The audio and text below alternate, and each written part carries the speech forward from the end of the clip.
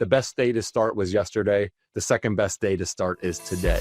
Welcome to Shielded, the last line of cyber defense by PQ Shield, the podcast where we are moving the conversation around post-quantum cryptography from the why to the how. I'm Joe Lintzen, your host, and I'm here to guide you through the challenges, innovations, and solutions that will help your organization stay secure in the quantum era. Let's future-proof your defenses together. Welcome to Shielded, the last line of cyber defense, your essential guide into navigating the quantum age of cybersecurity. I'm your host, Joe Lintzen, and today we have a special guest, Mike Silverman, Chief Strategy and Innovation Officer at FS-ISAC.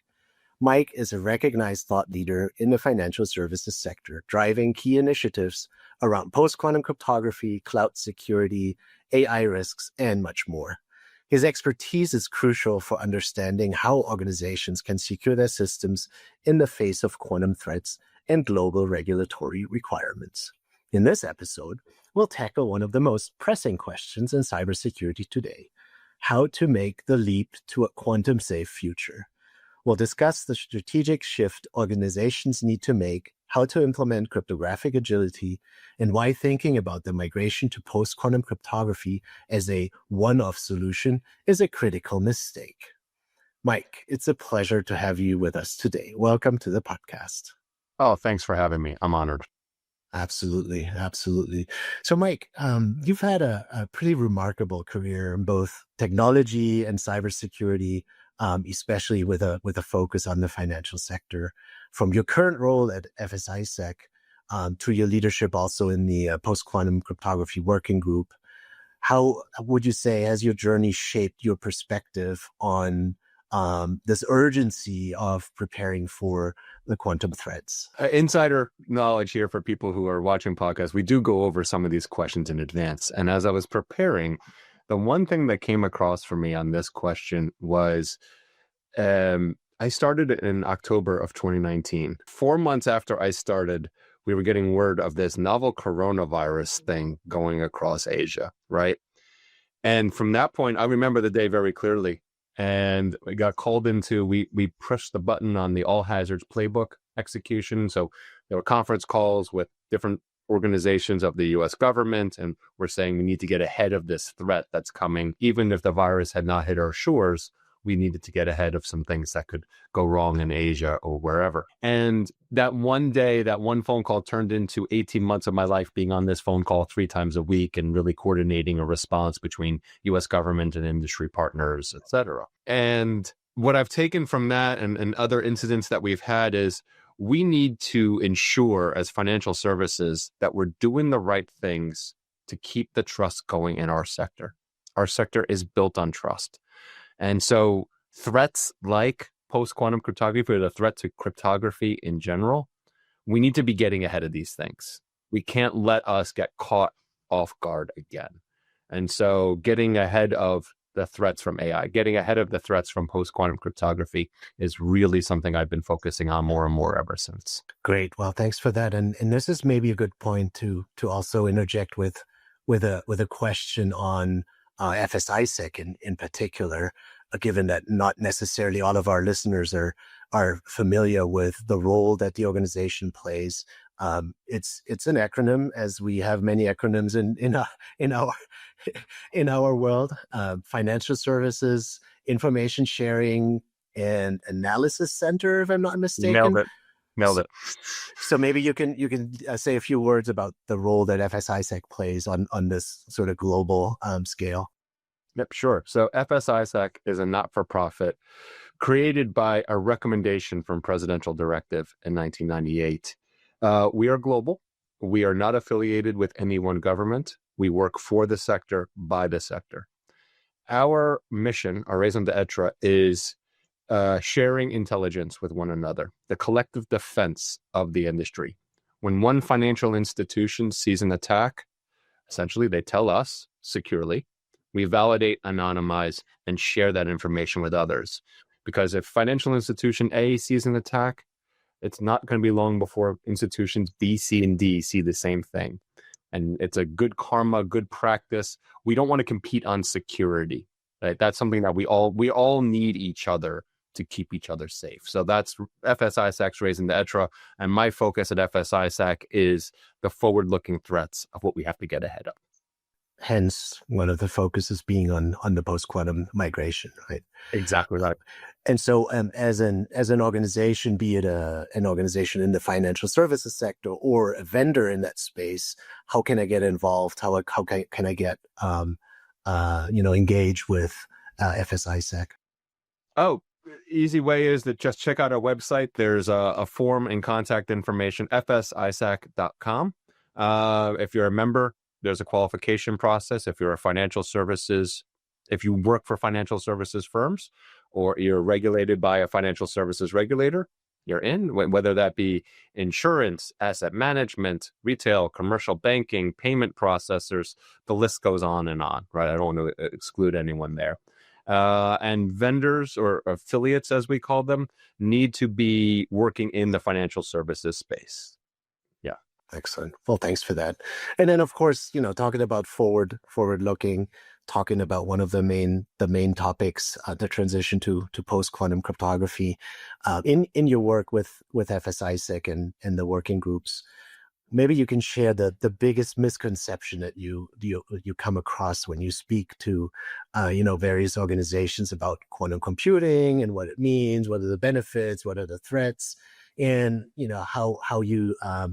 how you successfully can shift their mindset to start thinking maybe a little differently about cryptography. So even in the question you just asked, Joe, there's two words that often get confused. It's quantum and cryptography. And yes, the threat is there from the potential that quantum computers will get sufficiently large enough that they will break asymmetric cryptography as we know it today. I believe some of your prior podcasts have talked about that. And that is the threat. But what the misconception we're trying to get out there is it's not so much about the threat from quantum computers, because the reality is none of us are sure if the quantum computer will ever actually scale to the point that it will break cryptography. We believe so. We're trending in that direction, but we don't know for sure. And what we've realized through all of this is that the real issue here is the lack of focus or investment that we as an industry, many industries, have had on cryptography as a whole. We have treated it as it'll just work. We don't have to worry about it. That plumbing will always be there. And we have had quite a few migrations. I'll throw out some, you mentioned acronyms. I'll throw out, single DES to triple DES to AES, or RSA 1024 to RSA 2048. And every time we've had one of those transitions, we've treated them as one-offs, right? Just get through this transition and it'll be fine. It'll be hard, but we'll upgrade and we'll do it. And what we haven't learned yet is that we cannot be taking cryptography for granted. These things are going to keep changing over time. And we need to be thinking differently and getting ahead of this problem so that if there is a cryptographic change required again, that we're ahead of it. It's not just the quantum computer threat. It's also those that have claimed over the years that they have broken RSA through mathematical purposes. Now, the reality is all of them have been disproved, or those were false claims in some way, but it doesn't mean that that's wrong, right? There could be a mathematical fault in RSA that we just haven't uncovered yet, and we need to be ready for that potentiality. So it is really about changing that mindset. Like you said, for 30 years, we've just taken it for granted. We had, RSA and ECC. Yeah, the keys got longer, but like in general, it was just there and it did its thing in the end, right? I think you used the term, we have to be sure that cryptography really gets a seat at the table as well and gets treated as a first-class citizen amongst all the other things that are happening in the cybersecurity realm, right? I think that's a pretty good analogy. And then of course, whenever you throw cryptography at any cybersecurity challenge, well, automatically you convert it into a key management challenge, right? So there's that. And then, of course, we throw around the term of cryptographic agility a lot, right? So maybe you can give your definition of cryptographic agility and why it's so important to really, think about that concept and what it means for your organization? Cryptographic agility is actually two different pieces in our definition. It is a design principle and an architectural and organizational principle as well. If I could step back, we wrote a 20-something page paper last October, FS-ISAC and its members, and there's a lot of contributions across the entire sector into this paper, and I want to thank them all for that. I was sitting in a large meeting, with big names and big institutions all around, and they were all throwing, and this was last January 24, and they were all throwing around this term cryptographic agility. And they were all speaking past one another. Like they were not using the same definition. And I was a bystander, I guess. I'm like, this doesn't make sense. You're saying one thing, you're saying some agile hybrid, and you're throwing these terms around interchangeably, and they mean very different things. Yeah. And I happened to be sitting next to a friend who works at NIST. And I went, Bill, is there a definition of this anywhere? He went, I don't think so. Google had a small one. IBM had a very small one. An institution, a research institution out of Germany had a technical maturity model. But there was no one thing that said, this is how you actually do cryptographic agility. Okay, I'm circling around. What is it? It's from a business standpoint. There's a lot of dimensions, but think of cryptographic agility of you're using an algorithm today, and for some reason, you need to change to a new one tomorrow. You need to replace what you're doing today, A to B. You want to do so with minimal downtime changes to your operating environment, and minimal to no coding changes, if at all possible, right? And to have your entire infrastructure ready to go to be able to support that. That's cryptographic agility in a nutshell. And to do that means educating your people, changing the architecture, changing the way the underlying systems call, the way you work with your partners, the way you work with the overall ecosystem, the standards that go into all of this. It is, when you start to peel the layers of that proverbial onion, it just gets more and more complex. Yeah, and I think that raises the critical point that you said earlier, right? I mean, it has a technology aspect, but it also has an organizational aspect. And it's really that mindset of you're not migrating from just one algorithm to another algorithm. Ideally, you'll migrate from what we used to do in the past to now we're cryptographically agile. We have automation, we have policy-driven decisions with, choosing algorithms, choosing keys, and hopefully the right part of the organization gets to decide on, what the policy should look like, i.e. not necessarily the development team who's very good at developing solutions should be in charge of choosing which algorithm to use. Right? So I think that became very clear. You say that. It's not always their choice. Each business, let's say you're a large organization, each business unit should be not deciding for themselves, but there should be some overall policies. But if you've grown by acquisition, maybe you are using, you're using different things. You're also, this for large organizations, yes, you develop a lot of your systems, but especially for small and mid-size, they're purchasing, they're acquiring and using another vendor's tools. So how well are your vendors prepared if there is a cryptographic shift needed, right? So that really goes into some of the calculus or the logic that plays into this. Well, and that goes into that external aspect as well, right? How is your supply chain? How are your vendors? How is your ecosystem ready to, provide solutions that play into this cryptographic agile approach? And I think circling back to the October 2024 guidance that you mentioned and the very definition of cryptographic agility that is given within that document, I think, if I remember correctly, it completely avoids the word quantum. Like, it does not say 100%. Right. So it really plays on that string as well to say, yeah, there's this quantum threat, but this is really a technology uplift that we're promoting here that we need to undertake. Right. Yes, we consciously did not use the word quantum in the definition because this is, as I mentioned before, all about the cryptographic change that is needed. We do mention in the paper that quantum computing is one of the reasons or the catalyst for needing to embrace cryptographic agility, but it's not part of the definition itself. And then besides cryptographic agility, I think one of the other main, important points that you're making in your guidance is the importance of performing an inventory assessment and using that to derive risk assumptions, right? So if you don't know where your keys are, then how are you going to know what to upgrade? Kind of a thought process there. So maybe you can walk us through how organizations can get started on assessing their current state and then identify the highest risk assets. And yeah, so let me dovetail into that. So cryptographic agility, we developed the maturity model and extended it from the one that came from the German institution. That's an aspirational goal, to be able to change a cryptographic algorithm with no business impact and no coding assistance. That's going to take years for even the most well-equipped institutions to try to adopt. So how do we get there? And there are things we can do today to start preparing for the cryptographic change that's becoming because of PQC. You've mentioned one of them, which is building an inventory. And, Joe and you and I had a pre-call, and I joked that I like to ask at my panels, raise your hand if you know where 100% of your keys are. And very few, if any, ever raise their hands.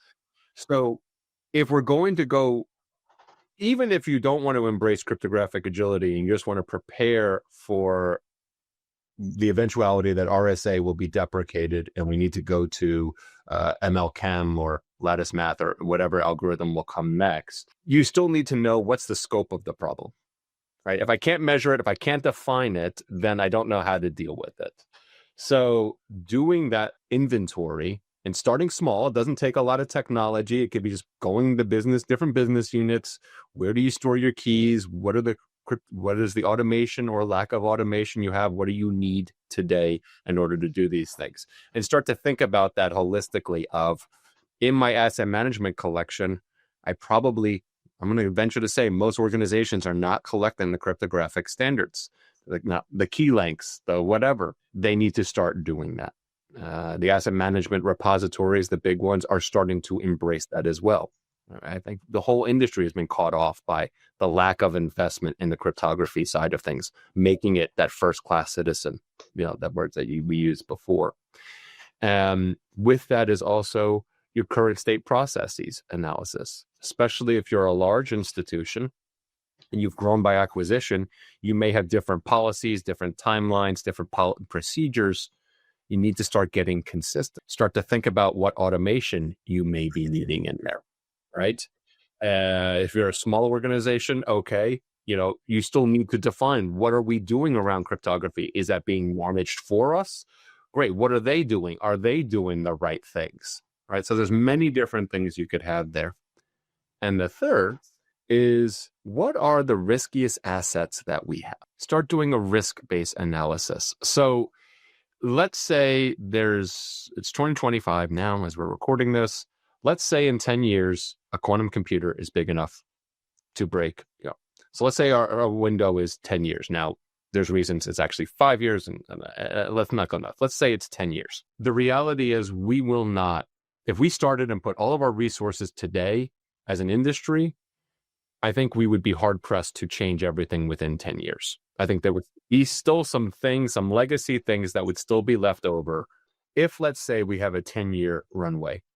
The reality is, if we as an industry put all of our resources behind it, but behind the transition now, I still don't think we would get everything migrated within 10 years, which means there's going to be some legacy or some things that are going to be left behind, and we need to be focusing on the highest priority, the most valuable things to protect first.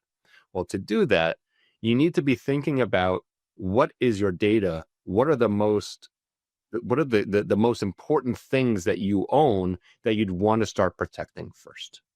And that needs to be fed into enterprise risk management and over processes and things. It should be all correlated together, but building those risk models are also really important. Yeah. So, and that's, I think, listening to you, it really puts an emphasis on how important that timeline becomes, and how much of a limited resource that time aspect in this whole migration really is. And I mean, more and more, even just over the past 2-3 weeks, we've seen new timelines coming out of the European Union, new timelines being communicated by the Canadian authorities, and you look at those global timelines, and they all seem to, and you mentioned it before, right? They all seem to somewhat align around 2030 for the most critical stuff, and then 2035, hopefully be done with, of course, that caveat that, even 10 years might not be enough to get to 100% ideal state, right? But then we also spoke about how, yes, there's the internal aspect of this, right? I can go through my systems. I can look at the data that's the most valuable, the most long-lived. I can find all my cryptographic assets. But then I'll also discover very quickly that there's a huge external dependency as well, in that I do have a digital supply chain. I have vendors that need to be ready, right? So how do we even read those timelines? And how do I, as an organization, even engage with my vendor ecosystems? Like, what are the questions I should be asking them to make sure that I don't purchase, long-lived equipment that is going to be outdated by the time I install it in my data center? So I could answer this question. I could spend an entire hour just answering this one question alone in a lot of different ways. First, let's start with the basics. Yes, FS-ISAC, along with the QSFF, which is the Quantum Safe Financial Forum out of the EU. It's with Europol and Santander, and we're on a steering committee member of that. There's the Canadian groups that you've mentioned before, such as CFTR and their financial services portion as well. The three of us, along with some others, kind of spearheaded by the FCA and the WEF, have written a paper specifically saying, okay, the global standards are sort of talking the same language, but some is 2030, some is 2031, 2035. And to your point about dependence, so first off, it's okay. We, as a financial services industry, financial services is global, right?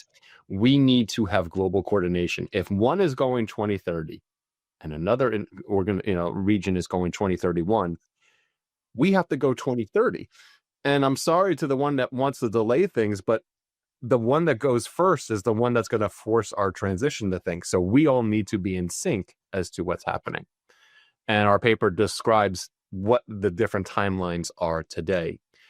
Two, as you mentioned, there is a little bit of nuance in that some will say 2030, some will say 2035. We, as an industry, are recommending a two-phased approach. What would happen in 2030 and which of sorts, and what would happen in 2035 of sorts. And what we're recommending is that by 2030-ish, the first phase is done. You have mostly completed your inventory, and you have remediated or transitioned your highest risk applications or needs to quantum vulnerable algorithms. And there's some other things about accepting hybrid keys and some other stuff we'll go into on the paper.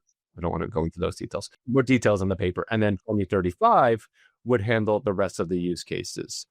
But to do this, all presumes that we're working as an ecosystem, right? And so if I go to a vendor and I say, okay, vendor X, vendor Y, whatever, I have how are you doing on the PQC? I need your systems. I'm reliant on your systems. And I need to embrace PQC, or quantum vulnerable algorithm. They go, great. Yep, no problem. We're on track for 2030. That's a problem. Because especially large institutions, there's separation of duties. There's other sort of things that have to go on. There's rigorous testing to keep the trust going within the sector. I cannot just take some system from a vendor and throw it into production. It doesn't work. If you're not giving me your system by 2030, there's no way I make 2030. So we need to think about, from the vendor perspective, what are the dependents? We're going even further. And I know this is a long-winded answer. I told you I could go on for a long... Oh, no, I mean, this is a complex, it sounds like an easy question, but the answer is quite complex. I do acknowledge that for sure. Yeah. it goes even more fundamental. What are the standards of the certificates that we're going to use for quantum vulnerable? Those standards are still we have rough gauges of those, and we have some things that we're kind of agreeing on. This is going to be the direction we're going, but those are not standard. Those are currently in standards bodies today. What does that overall, what's called PK, public key infrastructure, look like, right? There's still a lot of unknowns in all of that. And those are the fundamental tenets of how we do asymmetric cryptography. And if we don't have those locked down and agreed upon as an ecosystem, it's going to be hard to start implementing and expecting interoperability between everything that we're doing. Then let alone thinking about, specifically for financial services, how your card networks work, your exchanges work, all those ecosystems work. There's so many dimensions, and I don't want to go nuts on this, but there's a lot of dependencies for one to just make a date of 2030, whatever it may be. Which is, a mere 5 years away. And given, that you bring up PKI, right? The technology that allows us to use asymmetric crypto really transparently. I mean, whenever you switch on your phone, whenever you push a button in your smart home, in the end, there's a PKI involved somewhere in the back end, be it in the manufacturing or be it in the service-based decision finding. And then you got certificate lifecycle management kind of coming in from this side, key management from that side. So it's an ecosystem that has grown over the past 2-3 decades around the use of asymmetric cryptography. Right? So. But I'd say, one of the keys to that is that we have those interoperability standards done. For the most part, we haven't needed cryptography as a first-class citizen because, like you said, you buy something, you plug a router into your home, it just works. You go to a new website, it just works. Those standards are all there. So most have not had to worry about these things for some time, right?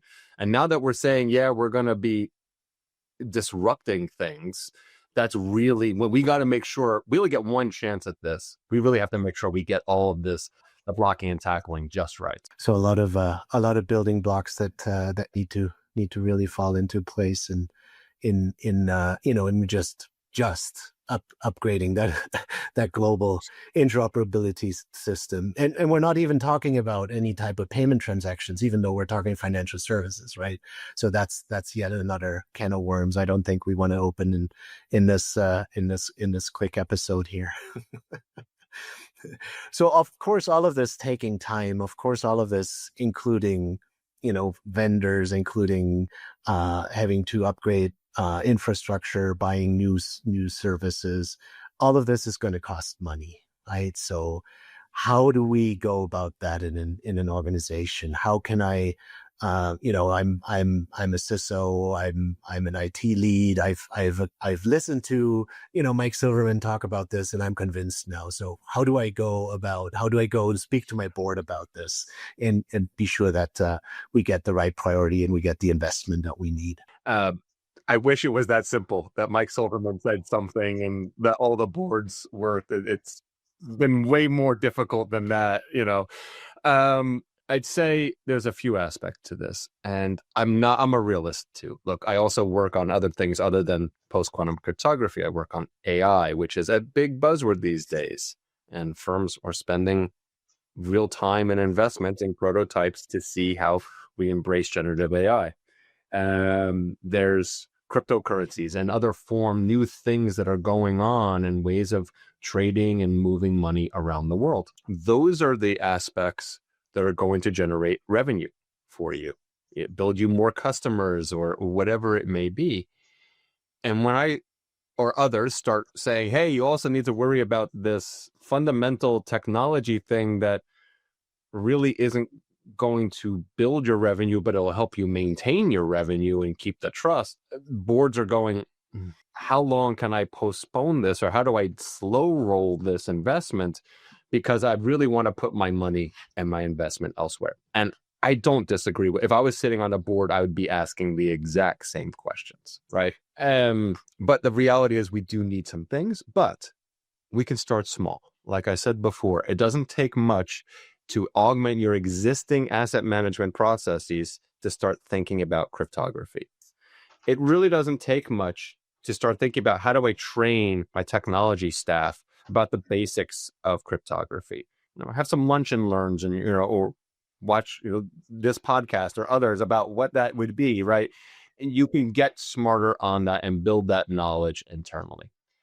Start doing those risks, the process analysis, all those things. If you don't have those, that's not a lot of heavy lift, right? And the board can make those investments. Then it comes to, okay, we need to make real infrastructure changes at times. And along with this question of how do I make the priority case for it, I'd also say, well, how much is it going to cost? And my response to that is, the reality is you're already doing app modernization. Every year or every other year, you're looking at your suite of technology and going, what is long in the tooth? What needs to be revised, replaced, repaired, reinvested, etc. And look, I've worked in financial services for quite a few years. I have seen systems that are very long in the tooth get more duct tape and band-aids and other sort of things and keep this thing going rather than going through the extremely hard effort of replacing it, right? Been involved in what I'll call Sev1 or Sev0 outages involving COBOL and mainframes, right? And why wasn't that? It wasn't done because those systems are bulletproof and they work on a day-to-day basis. So it's really hard to say, well, let's just modernize it all and upgrade it. It's really hard to do.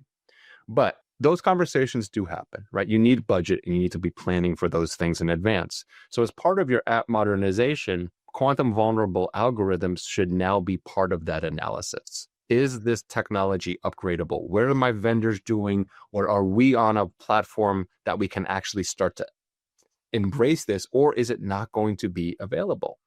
Also look at the operating systems that these things run on. Now, the more modern systems are going to be embracing quantum vulnerable algorithms. Great. Some of your older ones may not have that ability. Also think about point of sale systems, hardware systems that may not be able to be upgraded to these things. So it's not necessarily, oh my gosh, this PQC thing that Mike and Joe were talking about is going to cost me whatever. It's no, you've got to think about your ongoing cost of doing business, your app, just keeping relevant and keeping the lights on. It's got to be embedded into those costs and to say, you know what? Yeah, we've been spending X on the system. It's now time to pull the trigger.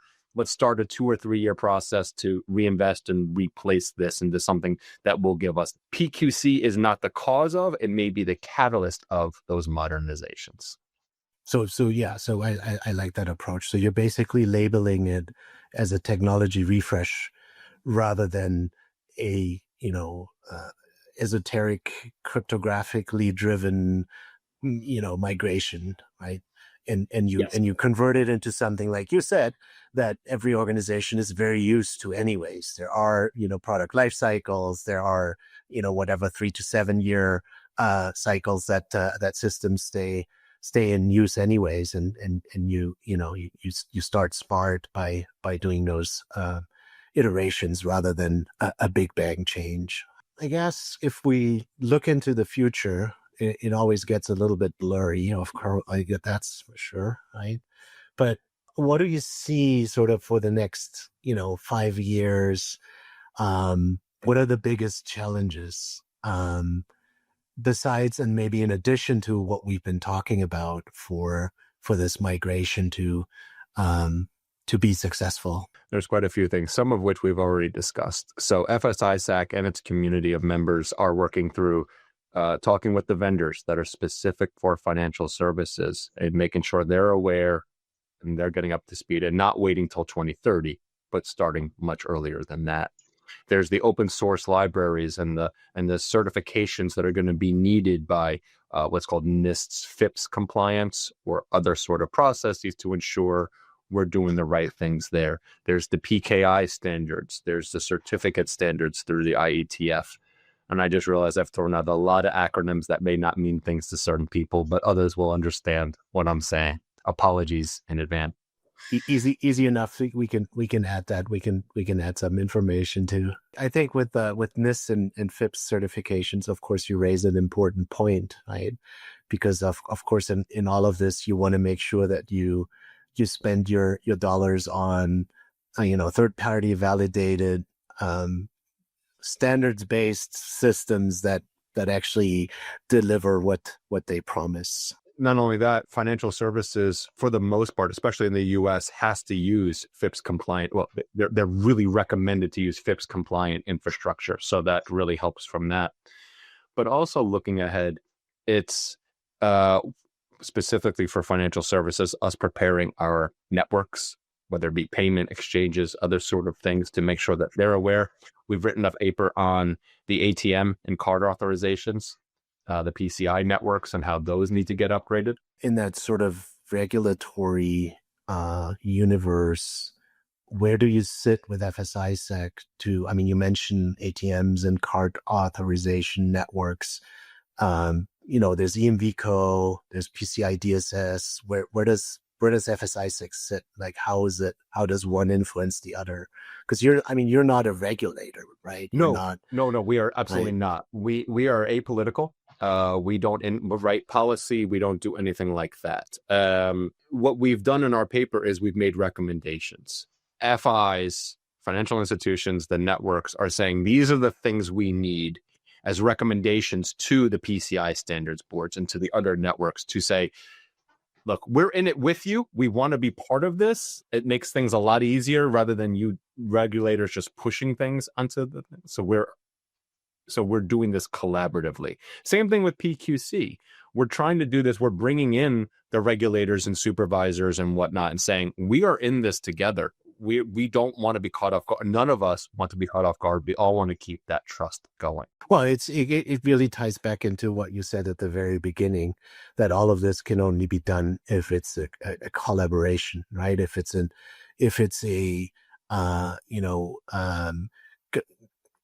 we don't look at each other as competitors too much, right? Even though, of course, the big financial services organizations, they compete fiercely, but to be able to continue with this interoperable network on a global scale, it can only be done in a team approach in the end. And unfortunately, when one large institution has a security failure or some sort of system, whether operational is just security failure, it really has ripple effects through the whole ecosystem. So we as an ecosystem need to help each other up and support each other in these moments. So, that's what FS-ISAC is here for, to help each other in those moments and to get ahead of those moments. Well, this has been a great conversation, Mike. I really appreciate it. Any final thoughts that you want to share? Any final advice for any CISO or IT decision maker that might be listening today?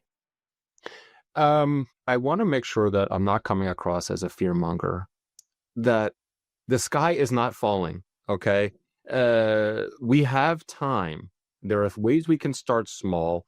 And through existing funding, existing processes and mechanisms, we can start to get ahead of this challenge. We do need to start now. Someone once said, the best day to start was yesterday. The second best day to start is today. Getting that going is going to be the right things to do here. And yes, making cryptography a first-class citizen in addition to all the other security things that you have to do. But if done smartly, and you can do it. With FS-ISAC's help, we've what's called TLP whited, or we've released publicly a lot of our papers without specifics for financial services. You can go to FS-ISAC.com and get those papers. There are others that will be helping you in this process. Leverage what's out there. We are all in this together. Leverage this podcast. Keep listening here. They're going to learn more and more from Joe and his speakers on other topics that are relevant. A lot of great resources out there for sure, and those reports are worthwhile digging into. Absolutely. Well, thanks so much, Mike. Appreciate you taking the time. I know we're all busy. Oh, well, it's an honor. Thank you, Joe. The quantum era is already here. With the right tools, the right knowledge, and the right mindset, together we can face it head on. To find out more about PQ Shield and how our cutting-edge solutions can help you secure your data against the quantum threat, visit pqshield.com. Make sure to search for Shielded, the last line of cyber defense in Apple Podcasts, Spotify, or anywhere else you get your podcasts. Don't forget to click subscribe so you never miss an episode. On behalf of the team here at PQ Shield, thanks for listening.